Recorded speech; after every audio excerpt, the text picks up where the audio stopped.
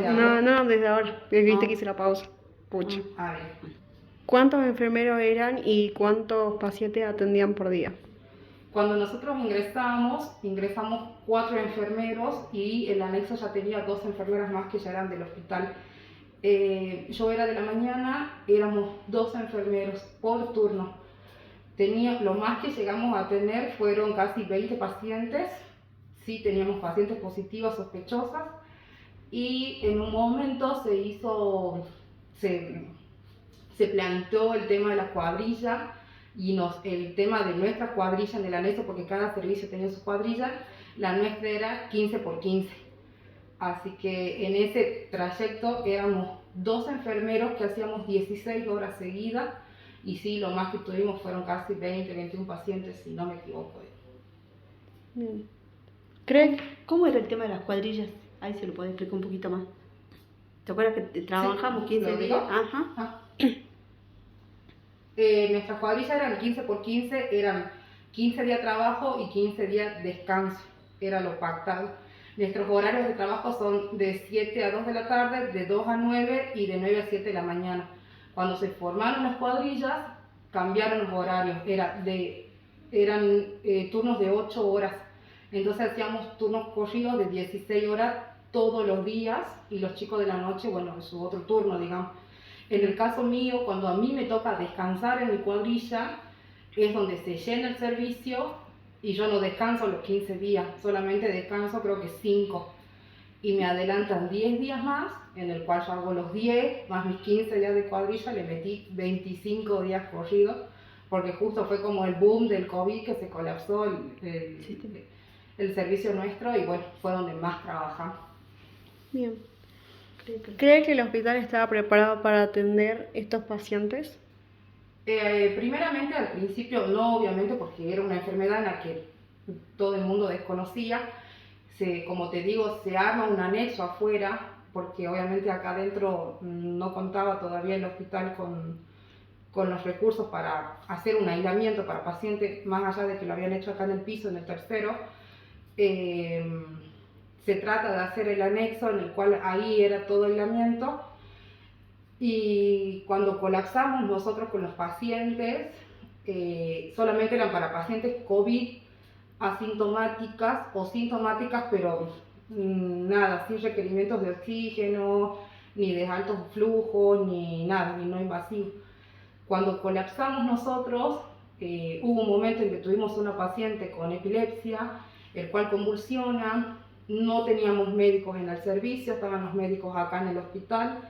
Se complica porque teníamos un tubo de oxígeno para todo nuestro servicio, un tubo de oxígeno grande que cuesta trasladarlo, y es ahí donde se plantea la situación de que el hospital requería de un servicio como una terapia para atender pacientes COVID complejas y que brinde requerimientos de oxígeno de alto flujo o pacientes que requieran respirador. Bien. ¿Cuáles eran los desafíos que debió enfrentar? El desafío primero, bueno, era al principio cuando ingreso, era el tratar pacientes COVID. Cuando se cierra el anexo, porque el anexo era un servicio prestado por un servicio que está aquí al lado del hospital, se abre acá en el hospital la terapia intermedia COVID, en el cual a mí me derivan a este piso y al ser ya terapia ya manejaban pacientes con respirador. Para mí, personalmente, fue un desafío porque no había visto pacientes en respirador. Es muy difícil trabajar con pacientes con respirador, es muy difícil la medicación que lleva, la preparación, la asistencia que uno le tiene que brindar al médico, al terapista. Nos tocó situaciones en el boom del COVID, tuvimos 13 pacientes en respirador, 13 pacientes obesas, porque la mayoría era obesa, y lo más que ocupábamos hacíamos trabajo gracias a Dios en equipo, los terapistas, cardiólogos, kinesiología, enfermería, laboratorio, todo fue como un conjunto.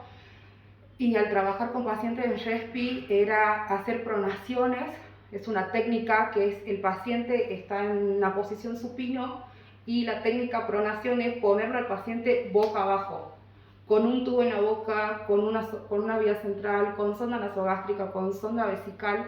Era darlo vuelta al paciente en su totalidad, que lo hacíamos, a veces hacíamos hasta 6 pronaciones al día. Era muchísimo el trabajo que hacíamos 17 horas seguidas, colapsó muy feo el servicio y nada, era eso como un desafío, el día a día, el aprender, el asistir.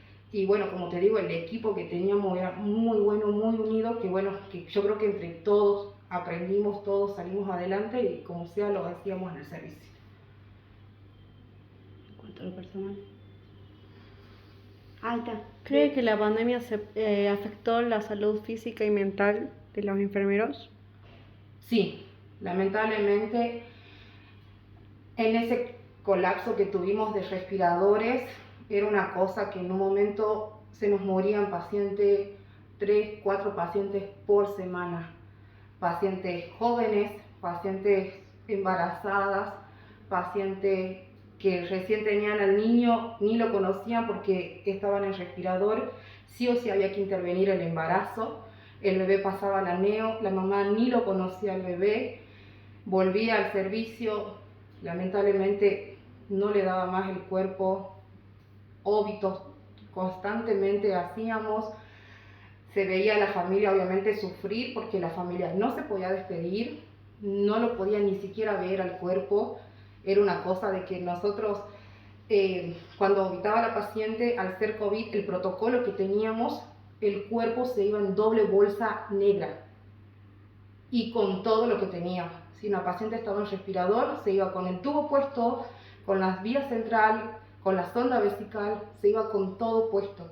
Lamentablemente la familia no podía despedirse, no podía ver el cuerpo.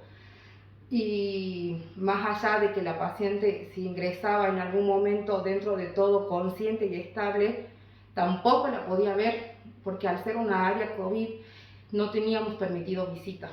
Entonces el único contacto a veces que tenía la familia era un celular, era una videollamada en lo que podía la paciente, porque también nos tocó pacientes del interior que no contaban con celular, que la familia solamente se comunicaba por el teléfono fijo nuestro, que no se lo podíamos acercar a la paciente, digamos.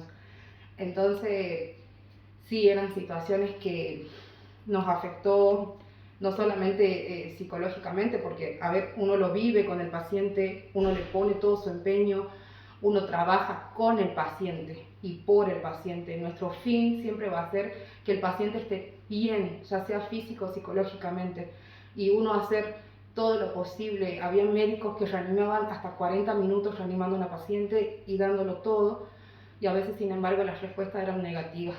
Entonces nos dolía ver pacientes jovencitas, pacientes de 20 años hasta pacientes de 60 años que se nos morían. Era muy triste. Entonces, por ese lado, sí nos afectó psicológicamente y físicamente, como te dije, hacíamos hasta 6 pronaciones al día en pacientes obesas, pacientes de 160 kilos que teníamos que rotar, pacientes que teníamos que bañar. Nosotros hacemos los baños diarios, entonces era rotar a la paciente todos los días. Entonces la columna nuestra, mayormente la fuerza en los brazos que hacíamos, la higiene, cambios de pañal, higienes perineales, todo lo que incluyen. Nosotros, gracias a Dios, siempre los tuvimos a los pacientes bien, porque uno siempre se fija en que a uno cómo le gustaría estar. Entonces no podemos tener una paciente en mal estado.